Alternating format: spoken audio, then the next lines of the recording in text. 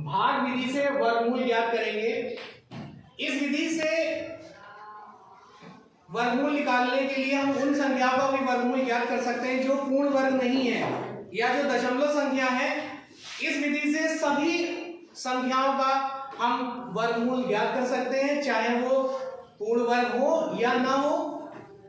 आइए, हमने यहाँ संख्या ले रखी है जो 5 अंकों की है। इस विधि से वर्गमूल निकालने के लिए, यानी 5 अंकों की संख्या है, यहाँ जोड़े बनाएंगे 41, 4 और 1 को लेकर के ये 2 एक साथ ले लिया, जोड़े बनाएंगे और ये 7 अकेला बच गया है। 7 से ठीक पहले वो संख्या जो पूर्ण वर्ग है वो 4 है। 4 को हम कैसे पाएंगे? 2 को 2 से गुणा करेंगे, इसको घटाएंगे 3 आ जाएगा। यहाँ जो इकाई का अंक होगा उसको जोड़ देंगे और नीचे उतार लेंगे। अब एक जोड़ा नीचे लिख सकते हैं। अब ये 334 हो गया। 4 से अगर आप 33 में भाग करते तो ये 8 बार जाता। अब यहाँ पर जो अंक हम लेंगे वही अंक यहाँ पर लिख लेंगे, उसको आपस में गुणा करेंगे। अगर हम यहाँ 8 लिखते तो 48 को 8 से गुणा करते, लेकिन इसका जो गुणनफल आएगा वो 384 आएगा, जो कि 334 से बड़ा है, इसलिए हम एक अंक घटाएंगे। अब 8 से ठीक छोटा 7 होगा, तो यहाँ 7 लिखेंगे और 7 को 7 से गुणा करेंगे तो ये 329 आ जाएगा। इसको आप घटाएंगे तो यहाँ 5 आ जाएगा। अब इकाई का अंक इसमें जोड़िए, इकाई का अंक 7 है और एक जोड़ा उतारेंगे। अगर आप 54 से 54 में भाग करते तो एक बार जाता, एक बार ले जाएंगे और इसको घटाएंगे और उत्तर 0 आ गया। क्योंकि ये एक पूर्ण वर्ग संख्या है इसलिए उसका उत्तर 0 आ गया। आइए हम दूसरी एक संख्या लेते हैं जो कि 6 अंकों की है। यहाँ पर जोड़े बनाएंगे 2, 2 और 2, 19 आया।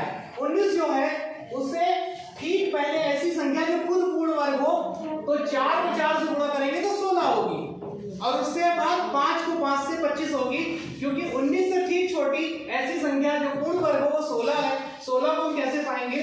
4 को 4 से गुणा करेंगे, 16 आ जाएगा और घटाएंगे 3 आ जाएगा। 4 में 4 जोड़ेंगे, यहाँ इकाई का जो अंक होगा वही यहाँ लिखेंगे, 8 आ जाएगा। एक जोड़ा नीचे उतार लेंगे 44। अब ये 344 बन गया। आप अगर 8 से 34 में भाग करते तो 4 बार जाता, 8 चौक 32। हम इसको चेक करेंगे कि 4 जो अंक यहाँ लिखेंगे वही ऊपर लिखा जाएगा, आपस में गुणा करें। 4 चौक 16, एक हासिल लग जाएगा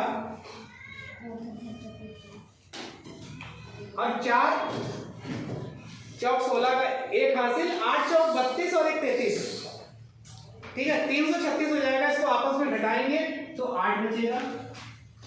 यहाँ इकाई का अंक ही जोड़ेंगे तो ये हो जाएगा 88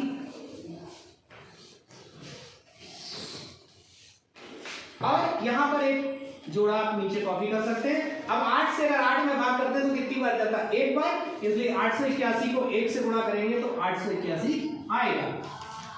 यहाँ घटाएंगे 10 आ जाएगा। क्योंकि ये पूर्ण वर्ग संख्या नहीं है इसलिए इसमें शेषफल 10 बच रहा है। इस तरह का सवाल आ सकता है कि ये जो संख्या मुझे दी हुई है यह पूर्ण वर्ग नहीं है, इसमें से क्या घटा दे कि ये पूर्ण वर्ग बन जाए। अब आप देखिए यहाँ शेषफल कितना आ गया है? 10 आ गया है। तो अगर मैं इसमें से 10 घटा दूं तो ये संख्या पूर्ण वर्ग बन जाएगी। इस तरह के सवाल भी आपको मिलेंगे, क्योंकि यहाँ पर हम सिर्फ यह सिखा रहे हैं कि कैसे हमें ज्ञात करना है, तो यहाँ पर हम छोड़ देंगे। लेकिन जब इसके इबारती सवाल आएंगे कि जो संख्या हमें दी हुई है उसमें से हम क्या घटा दें कि ये पूर्ण वर्ग बन जाए, तो यहाँ पर शेषफल 10 आ रहा है, अगर आप इसमें से 10 घटा दें तो ये पूर्ण वर्ग संख्या बन जाएगी। आइए ऐसी संख्याओं की बात करते हैं जो पूर्ण वर्ग नहीं है। 2, क्योंकि हम जानते हैं 1 के बाद जो पूर्ण वर्ग होता है वो 4 होता है। 2 और 3 पूर्ण वर्ग संख्या नहीं है। आइए हम देखते हैं 2 का वर्ग मूल कैसे ज्ञात करेंगे। यहाँ पर 2 के बाद दशमलव लगाएंगे और इसमें जोड़े में आप 0 बढ़ा लीजिए। जैसे मैंने यहाँ पर 4 जोड़े 0 बढ़ा लिए हैं इसके दाहिनी तरफ, और इधर दाहिनी तरफ जोड़े बनाएंगे और इधर बाएं से ही जोड़े इधर बनाते चले जाएंगे जैसे हम उसमें बनाया करते थे। अब 2 से ठीक पहले ऐसी संख्या जो पूर्ण वर्ग हो 1 है, तो वो कैसे मिलेगी? 1 को 1 से गुणा करेंगे तो 2 मिल जाएगा।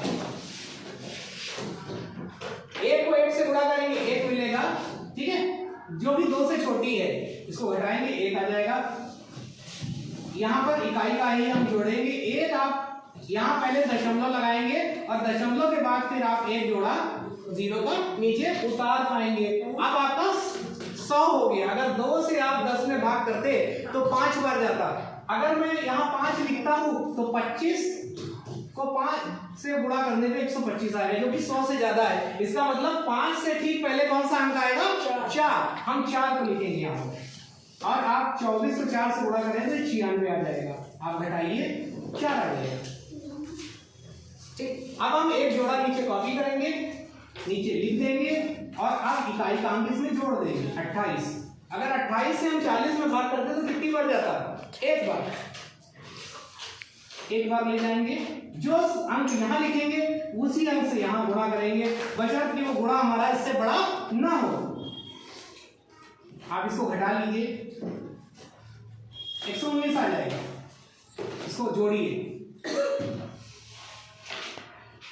अब अगर आप 28 से 119 में भाग करें तो 4 बढ़ जाएगा 112। तो यानी कि 4 बार हम ले जा सकते हैं। 4 यहाँ लिखेंगे, एक जोड़ा उतार लेंगे और इसको गुणा करिए, 96 आ जाएगा और ये 112। इस तरह से हम गुणा कर लेंगे और इसको घटाएंगे तो ये 604 बचेगा। अब इसमें 4 इकाई का अंक फिर जोड़ देंगे तो ये हो जाएगा 28। ठीक है। अब अगर हम 28 से 60 में भाग करते तो 2 बार जाता। 28 गुना 56, 2 लिख देंगे यहाँ पर और 2 यहाँ लिख देंगे।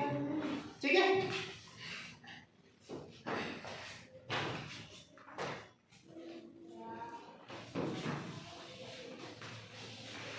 और आपका यहाँ पर आप देखिए, क्योंकि ये पूर्ण वर्ग संख्या नहीं है इसलिए यहां शेषफल बचेगा ही।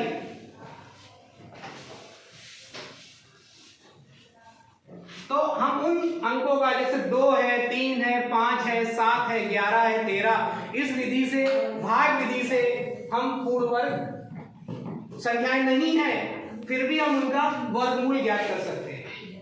ठीक है, आज के वीडियो में इतना ही सीखेंगे। इसके बाद जो अगला वीडियो आएगा उसमें हम इससे थोड़े कठिन सवालों को लेंगे, थोड़े वार्षिक सवालों को लेंगे।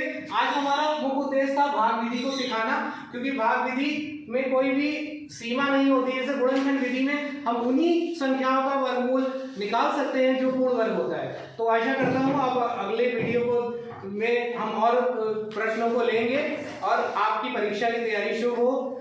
चैनल को सब्सक्राइब करें ताकि आने वाले वीडियोस आपको प्राप्त हो सके। धन्यवाद।